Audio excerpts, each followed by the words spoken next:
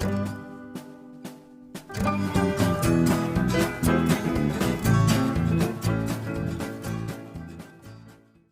நம்ம என்ன பார்க்க போகிறோம் அப்படின்னா, பொஃப்பு பூரி எப்படி பண்ணுறது அப்படின்னா, மேக்ஸிமம் வந்து பொஃப்பு பூரி தான் எல்லாருக்கும் பிடிக்கும். பட் ஆனால் யாருக்குமே சில பேருக்கு வந்து பொஃப்பு பூரி வரும், பட்டு சில பேருக்கு வராது. ஸோ வாங்க ஈஸியாக நம்ம வீட்லேயே அந்த பொஃப்பு பூரி எப்படி பண்ணுறதுன்னு பார்க்கலாம். அதுக்கு வந்து நான் ஒரு பவுலில் மாவு ஒட்டிட்டேன். இதில் வந்து நம்ம வந்து ஒரு ஸ்பூன் அளவு ஜீனி போட்டுக்கலாம். கொஞ்சமாக நம்ம வந்து உப்பு போட்டுக்கலாம்.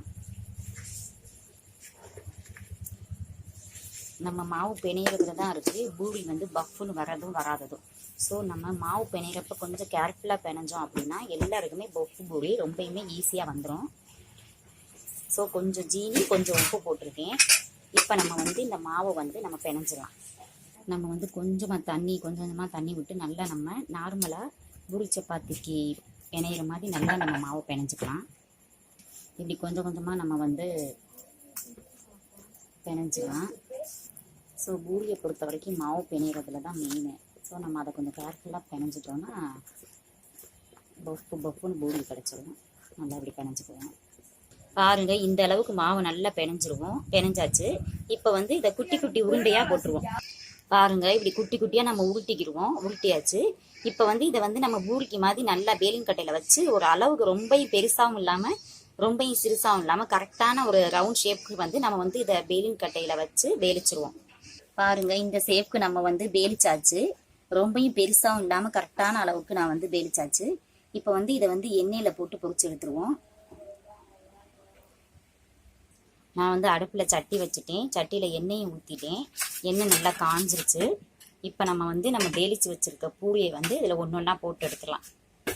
எண்ணெய் வந்து நான் வந்து கொஞ்சம் அதிகமாகவே வச்சுருக்கேன். ஏன்னா எண்ணெய் கொஞ்சம் நிறைய ஊற்றினா தான் நல்லா பூரி வந்து பொஃப்புன்னு வரும். எண்ணெய் ரொம்ப கம்மியாக ஊற்றிட்டு பொஃப்பு பூரி வரல அப்படின்னு நம்ம சொல்ல முடியாது. ஸோ எண்ணெய் வந்து கொஞ்சம் நிறையவே நான் ஊற்றிருக்கேன். எண்ணெய் நல்லா கொதிச்சிருச்சு. இப்போ வந்து இதை போட்டுருவோம். நல்லா இப்படி கரண்டியை வச்சு இப்படி பண்ணணும்னு வச்சுக்கோங்க, பொஃப்புன்னு வந்துடும் பூரி. பாருங்க, பொஃப்புன்னு வந்திருக்கு. இதை நம்ம வந்து எடுத்துடலாம். அடுத்ததையும் போட்டு எடுத்துருவோம். இதை நம்ம எடுத்துருவோம்.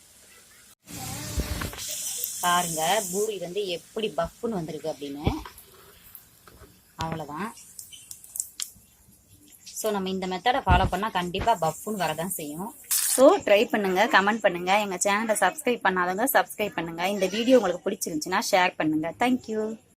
நம்ம இன்னைக்கு என்ன பார்க்க போகிறோம் அப்படின்னா, பூரிக்கு சைடிஷான பூரிக்கிழங்கு மசாலா எப்படி வைக்கிறது அப்படின்னா, அதுவும் ஹோட்டல் ஸ்டைலில் அண்டு ஹோட்டல் டேஸ்ட்டில் எப்படி வைக்கணும் அப்படிங்கிறதான் இன்றைக்கி நம்ம பார்க்க போகிறோம். ஸோ வாங்க, அதுக்கு தேவையான பொருள் என்ன அப்படின்னா, நான் வந்து அதுக்கு வந்து உருளைக்கிழங்கு ஒரு 2 பெருசாக எடுத்து கட் பண்ணிட்டேன். வெங்காயம் 2 பெருசாக எடுத்து கட் பண்ணியிருக்கேன். கொத்தமல்லி, கருவேப்பிலை, பச்சை மிளகாய் எல்லாமே எடுத்து கட் பண்ணி வாஷ் பண்ணியிருக்கேன். ஸோ வாங்க, சூப்பரான ஹோட்டல் ஸ்டைல் அண்ட் டேஸ்டான பூரி மசாலா எப்படி வைக்கிறதுன்னு பார்க்கலாம். நான் வந்து அடுப்பில் வந்து சட்டி வச்சுட்டேன். சட்டி நல்லா காஞ்சிருச்சு. ஸோ இப்போ நம்ம வந்து அதில் வந்து கொஞ்சமாக எண்ணெய் ஊற்றிக்கலாம். இந்த பூரி மசாலாவுக்கு அதிக அளவு எண்ணெய் தேவையே படாது. ஸோ ரொம்பயுமே நம்ம கொஞ்சமாகவே இதில் வந்து எண்ணெய் ஊற்றிக்கலாம். எண்ணெய் காஞ்சது நம்ம தாளித்து விட்டுருலாம்.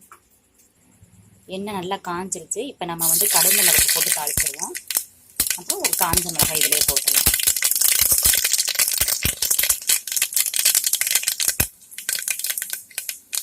இப்போ ஒன்று ஒன்றா நம்ம வந்து வாஷ் பண்ணி வச்சுருக்க உருளைக்கிழங்கு, வெங்காயம் எல்லாத்தையுமே நம்ம இதில் ஆட் பண்ணிக்கலாம்.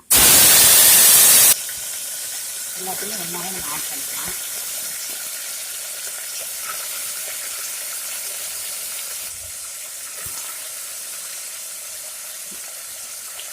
இது ஃபாலோ பண்ணி வச்சா கண்டிப்பாக ஹோட்டலில் இருக்க அந்த பூரி மசாலா மாதிரி நமக்கு கிடைச்சிடும்.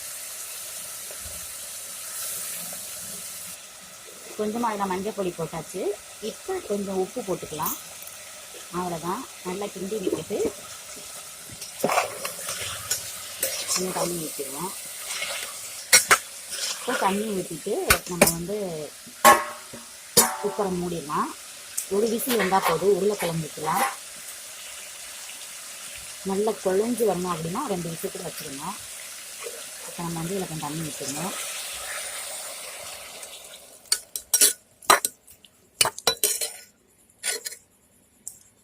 ஸோ தண்ணி ஊற்றியாச்சு. இப்போ நம்ம வந்து குக்கரை வந்து மூடிடலாம். ஒரு விசில் வந்தாலே போதும். கிழங்க பொறுத்த அளவுக்கு நல்லா வெந்துடும். கிழங்கு வெங்காயம் ரெண்டுமே நல்லா குழஞ்ச மாதிரி வந்துடும். ஸோ குக்கரில் வந்து கிழங்க பொறுத்த வரைக்கும் ஒரே ஒரு விசில் போதும். நான் இப்போ வந்து குக்கரை மூடிடுறேன். குக்கரை மூடியாச்சு. நான் ரொம்ப கம்மியாக தான் தண்ணி வச்சுருக்கேன். ஏன்னா வெங்காயத்துலேயே வந்து நல்ல தண்ணியாக தான் இருக்கும். ஸோ அதனால் நான் கொஞ்சம் தான் தண்ணி வச்சுருக்கேன். ஒரு விசில் வந்தக்கப்புறம் நம்ம வந்து இதை வந்து திறந்து பார்ப்போம். 5 மினிட்ஸ் ஆயிடுச்சு. வாங்க இப்போ திறந்து பார்ப்போம் எப்படி இருக்குன்னு. பாருங்க நல்லா வெந்திருக்கு. ஸோ நம்ம கரண்டியை வச்சு நல்லா இதை கிண்டி விட்டுருவோம்.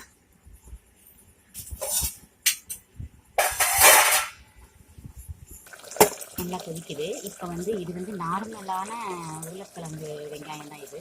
இப்போ நம்ம ஹோட்டல் ஸ்டைலுக்கு வேணும் அப்படின்னா அதுக்கு மெயின் என்ன அப்படின்னா இதில் வந்து நம்ம கொஞ்சமாக கடல மாவு கரைச்சி வைக்கணும். அதுதான் மித்த கிழங்குக்கும் ஹோட்டல் ஸ்டைல் அந்த பூரி மசாலாவுக்கும் உள்ள டிஃப்ரெண்ட்.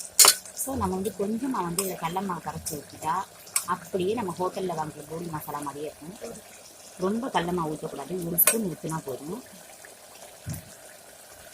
அவ்வளோதான் போதும். ஒரே ஒரு ஸ்பூன் ஊற்றினா போதும். நல்லா இப்போ நம்ம கிண்டி விட்டுருவோம். அவ்வளோதான். லைட்டாக தண்ணி தெளித்து நம்ம இப்படி கிண்டி விட்டுட்டு கொஞ்சம் ஒரு 2 செகண்ட் நம்ம அடுப்பு வச்சா போதும். கிழங்கு வெங்காயம் வெந்துருச்சு. அப்போ எதுக்கு இந்த தண்ணி அப்படின்னா நம்ம வந்து இப்போ கடல மாவு ஒரு ஸ்பூன் ஊற்றிருக்கோம். ஸோ அந்த பச்சை வாடை போகிறதுக்கு தான் நம்ம அந்த கொஞ்சமாக அதுக்கு தான் அந்த தண்ணி அந்த கொஞ்சமாக தண்ணி ஊற்றி நம்ம இப்போ அடுப்புலேயே வச்சு கிண்டிட்டோம்னா அந்த பச்சை வாசனையே போயிடும். ஸோ ஹோட்டலில் இருக்கிற பூரி மசாலா மாதிரி நமக்கு கிடச்சிடும். பாருங்கள் அதே மாதிரியே வந்துருச்சு. நம்ம இதில் லைட்டாக இன்னும் கொஞ்சம் தண்ணி ஊற்றி நல்லா கிண்டிட்டோன்னா அவ்வளோதான் தண்ணி ஊற்றியாச்சு. நல்லா இப்போ கிண்டிட்டோம்னா பாருங்கள் ஹோட்டலில் இருக்கிற மாதிரியே பூரி மசாலா நம்ம கிடச்சிருச்சு. அவ்வளோதான். ரொம்ப ஈஸி. அந்த கடல மாவு மட்டும்தான் நம்ம வந்து இதில் ஸ்பெஷலாக போடுறோம். பாருங்கள் பார்க்கவே அழகாக இருக்குது. ஹோட்டலில் இருக்கிற பூரி மசாலா ரெடி ஆயிடுச்சு. ஸோ ரொம்ப சிம்பிள். சில பேர் வந்து ஹோட்டலில் வர மாதிரியே வரமாட்டேங்குது அப்படிம்பாங்க. ஸோ அதுக்கு ட்ரெக் என்ன அப்படின்னா இந்த கடல மாவு மட்டும்தான். ஸோ கடல மாவு ஒரு ஸ்பூன் நம்ம ஊற்றி இப்படி கிண்டி விட்டுட்டோம்னா அதே மாதிரியே வந்துடும். பட் முக்கியம் என்ன அப்படின்னா கடல மாவை நம்ம போட்டுட்டு லைட்டாக தண்ணி ஊற்றி நம்ம அடுப்பை கொஞ்சம் வச்சிடணும். அப்போ தான் அந்த கடல மாவு வாட போகும். ஸோ அவ்வளோதான். ரொம்ப ரொம்ப ஈஸி. ஸோ ட்ரை பண்ணுங்கள், கமெண்ட் பண்ணுங்கள். எங்கள் சேனலை சப்ஸ்கிரைப் பண்ணாதவங்க சப்ஸ்கிரைப் பண்ணுங்கள்.